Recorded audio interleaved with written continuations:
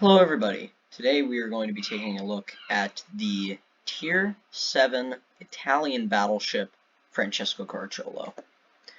This is a pretty cool battleship. It's definitely much better than the rest of the line. Honestly, out of the entire line, I think I like Dante Alighieri the best.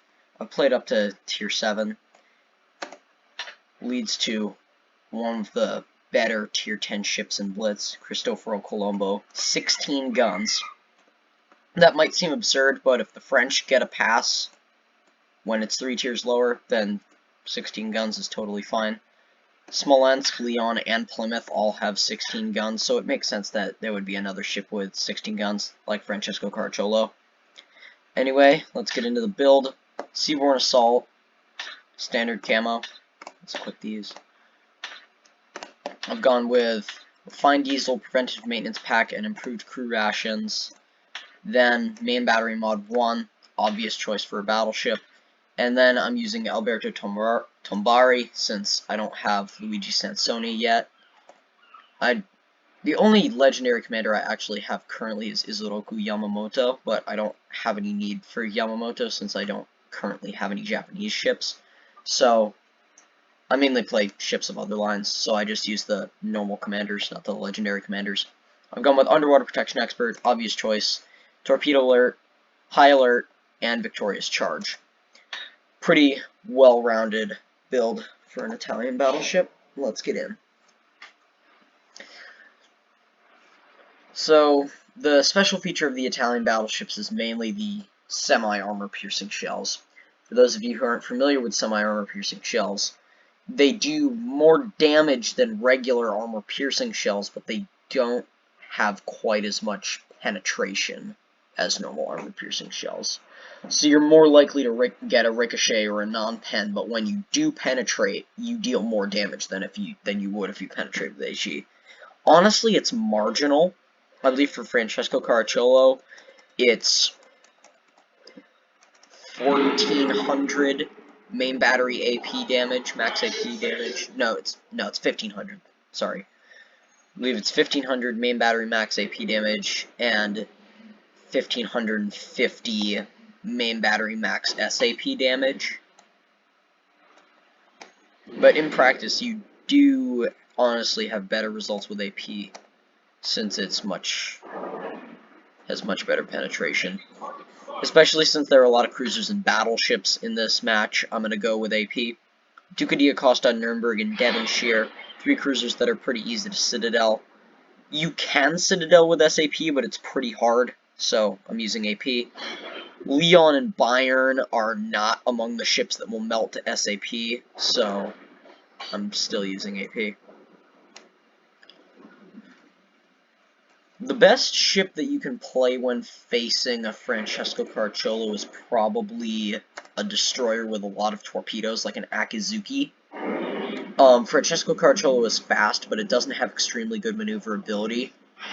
And the torpedo protection, it's good, but it's not great. Italian battleships do generally have good torpedo protection in the higher tiers, but in the lower tiers, not really. Wow. Was not expecting that.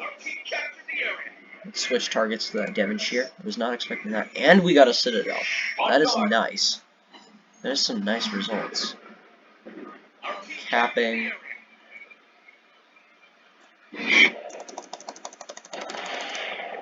There. Got a couple hits, mostly overpens though. Nobody's coming to sea. Like, on this map, on the Bay of Storms map, I believe this is the Bay of Storms map, it might not be, but it's either the entire enemy team goes to sea, or literally no one does. So you either get absolutely swamped, or it's a situation like this where there's literally no one opposing you. I have not been shot at for the duration of this game. Wow. I'll show you the next gimmick of the Italian BBs when I get a chance to use it. As you can see, you've probably already noticed that it's the smoke screen. That is the gimmick I'm talking about. Second cruiser down. But that is the gimmick I'm talking about, the fuel smoke. Fuel smoke is different than normal smoke because it'll cover you fully even while moving at maximum speed. So it's actually setting the smoke screen rather than you just being in the smoke screen for a much longer percentage of the time, but it dissipates much quicker than a normal smoke screen and is like much less time where it's actually active than a normal smoke screen. Pop a shot on this iron. Alright, those are flying.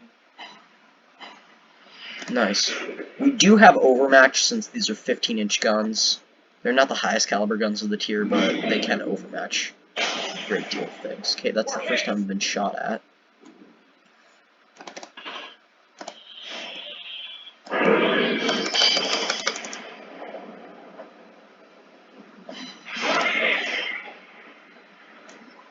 Next time one of them fires, I'm going to pop my smoke.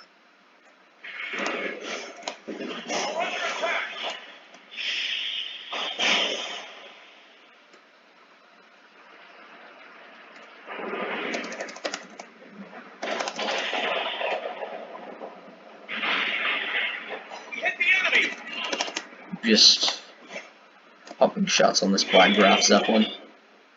In terms of secondaries, Francesco Caracciolo is not bad.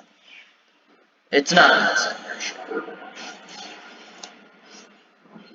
I'd say it's comparable with like Bayern and Gneisenau, but Bayern and Gneisenau have AP secondaries.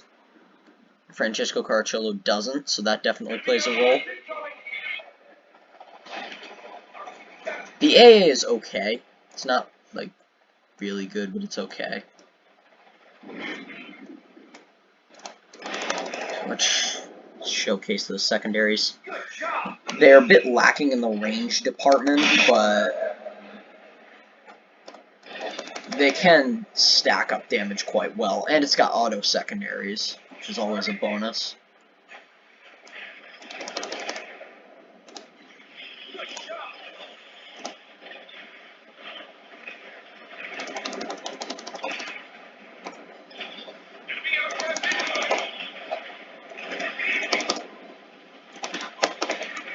Wait, what?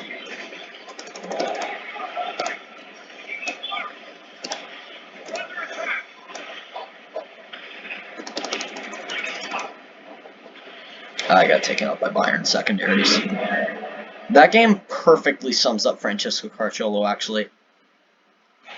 I provided a suitable distraction for that Bayern, so he hasn't been helping his teammates, and therefore dies to torpedo bombers from the Hiryu. So now it's just Black Graf Zeppelin versus Normandy, and Hiryu. I think we all know who's going to win that fight. I wasn't expecting that early kill in Citadel on that Nuremberg. Like, I genuinely wasn't expecting that. We usually don't get that good of results from Francesco Caracciolo. This is actually one of the better games I've had in Francesco Caracciolo. It's not the best game I've ever had, but it's one of the better games. And it basically sums up Francesco Caracciolo perfectly. Like, as you saw against that Bayern, do not brawl. Even if the ship is a tier lower than you, do not brawl. Francesco Caracciolo, despite its good secondaries, is just not a brawler. They want you to think that it is, but it isn't.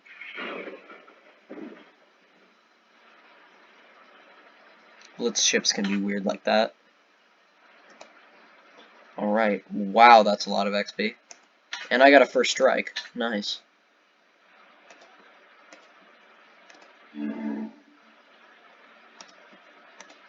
That Byron did a nice job destroying me. Wasn't totally expecting to lose that quickly to a Bayern, but it was definitely not a shock to me. Like, you will lose against lower tier ships in one-on-one fights in Francesco Caracciolo. Francesco Caracciolo is much better as a sniper. That's how you want to play it. Despite the good secondaries, you do not want to play this as a brawler because you saw what happened. Nice job to that Hiryu, by the way. 84k. Almost 85k. Yeah, that battle sums up Francesco Caracciolo, like, perfectly. That was an extremely good battle. Like I said, it's one of the better battles you'll have in Francesco Caracciolo. If you don't YOLO in, you'll be fine, but honestly, there are better lines to grind, but I'd definitely say that the Italian BBs are one of the better lines. In PC, it's not as good, especially with the higher tier ships, with like the squishiness and easy to hit citadels of like Vittorio and Francesco Caracciolo. The higher tier ships are pretty good in PC. And in Legends, they don't really have the higher tier ships. I don't think it goes past Vittorio. They might have Lepanto now that they added tier 8 to Legends, but they're pretty good in Legends, but I think they're one of the best lines to grind in Blitz. Never underestimate the Italians. I can see that the British definitely didn't have a problem with underestimating the Italians. This is the next in line from what I'm playing right now, Vittorio Veneto. This was a real ship, by the way. I believe Francesco Caracciolo was a paper ship, but most of the Italian battleships in the lower tiers are real ships. Like, Dante Alighieri, Conte di Cavour, Andrea Doria, and Vittorio are all real ships. Although it's to be expected, a lot of the ships in Blitz didn't actually exist. Like, if you look at the French battleships, existed, existed, existed, didn't exist, didn't exist, didn't exist, didn't exist, didn't exist. Wow. Let's look at the Soviet battleships. Existed, I believe. Existed. I think this existed. Existed. I'm not sure if this existed or not. I think this existed, but I'm not sure. I think this existed, but I'm not sure. Did not exist. We look at the Germans. Existed, existed, existed. Existed, existed.